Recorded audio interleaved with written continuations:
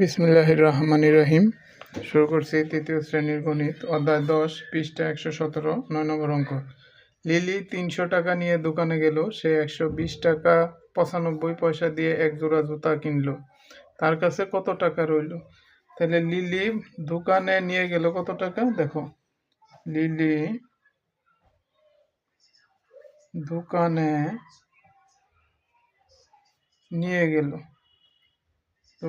নিয়ে গেল কত টাকা? 300 টাকা।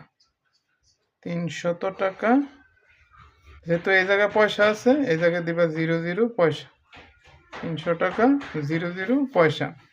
তারপর সে 120 টাকা 95 পয়সা দিয়ে এক জোড়া জুতা কিনলো। তাহলে জুতা কিনলো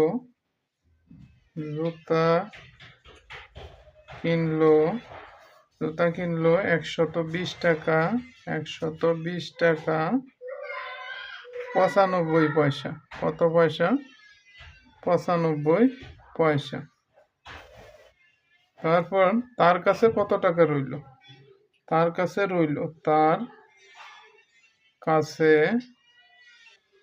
কাছে সমান, দেখো দোকানে নিয়ে গেলে এত টাকা দিয়ে, জুতা কিনে ফেলাইছে 120 টাকা 95 পয়সা দিয়ে।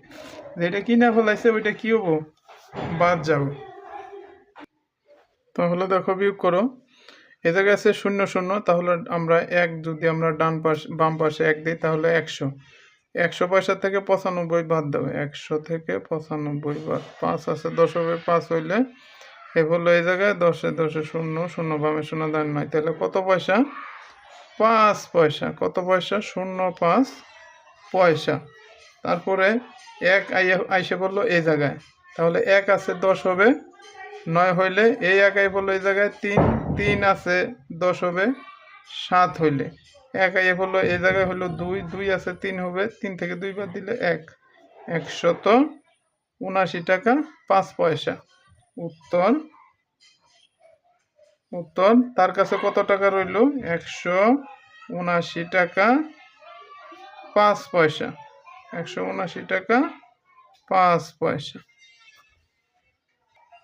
ভিডিওটি ভালো লেগে থাকলে আমার চ্যানেলটি সাবস্ক্রাইব করে রাখবে এবং ফেসবুক পেজটি ফলো করে রাখবে। ধন্যবাদ।